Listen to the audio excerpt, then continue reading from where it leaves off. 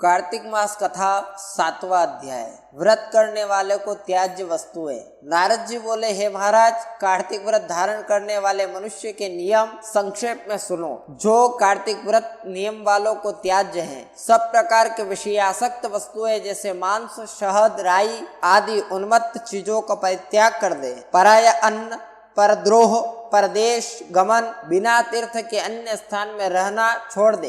देवता, वेद, ब्राह्मण, गुरु, गो, स्त्री और राजा आदि की निंदा त्याग देवे। चना, मटर, तिल का तेल, खरीदा हुआ पकवान, भाव और शब्द से दूषित वस्तुओं को भी छोड़ दे। जीवधारी प्राणी का मांस, चूना, जम्भीरी, नींबू, मसूर तथा झूठा अन्न न खाए। बकरी, भैंस, गो के दूध से सिवा अन्य पशुओं का दूध तथा ब्राह्मणों से खरीदा हुआ रस, पृथ्वी से पैदा हुआ नमक, ये भी सब छोड़ देवे। तांबे के पात्र में रखा हुआ पंचगव्य, पोखर का जल और अपने लिए पकाया हुआ अन्न, बिना भगवान के भोग लगाया हुआ, ये सब मांस के तुल्य कहा है। कार्तिक व्रती ब्रह्मचर्य से रहे, पृथ्वी पर शयन करे, पत्तों पर भोजन करे और वह भी चौथे पहर करे। कार्तिक व्रती नरक चौदस के दिन तेल लगावे। इस तिथि को छोड़कर अन्य दिन तेल न लगावे। कार्तिक स्नान करने वाला दिन में तेल न लगावे। प्याज,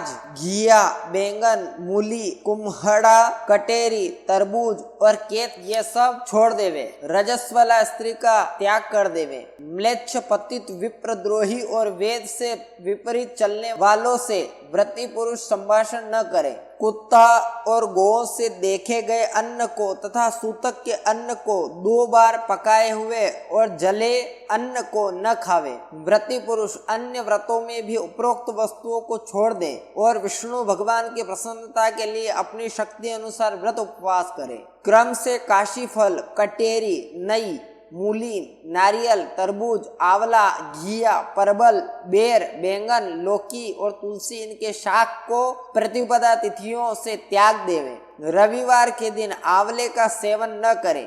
इन वस्तुओं के अतिरिक्त व्रती मनुष्य जिन वस्तुओं का त्याग करे अथवा खाना चाहे तो उनमें से पहले ब्राह्मण को दान करके भोग लगाकर फिर स्वयं सेवन करे। व्रती पुरुष माघ मास में भी उक्त नियमों का पालन करे और प्रबोधनी एकादशी में जागरण करे। यथोक्त रीति से कार्तिक के व्रत करने वाले को देखकर यम के दूत ऐसे भागते हैं जैसे सिंह से डरकर हाथी। विष्णु का एक व्रत भी 100 यज्ञों से श्रेष्ठ है, क्योंकि यज्ञ करने वाले को स्वर्ग मिलता है और कार्तिक मास के व्रत करने वाले को वैकुंठ मिलता है। इस भूतल में जितने भोग और मोक्ष हैं, वे सब कार्तिक के व्रत के करने वाले के देह में निवास करते हैं। इंद्रादि सब देवता कार्तिक व्रती की ऐसी रक्षा करते हैं जैसे सेवक अपने राजा की। विष्णु के व्रत करने वाले मनुष्य जहाँ पूजा कर बैठते हैं, वहाँ भूत पिशाच आदि नहीं रहते हैं। इस प्रकार कार्तिक व्रत वाले के पुण्य का 4 मुख वाला ब्रह्मा भी कहने में असमर्थ है। विष्णु का व्रत संपूर्ण पापों को नाश कर उत्तम धन, पुत्र, नाती और धान्य का बढ़ाने वाला है। इन व्रतों का नियम पूर्वक करने से अन्य तीर्थों के सेवन की क्या आवश्यकता है।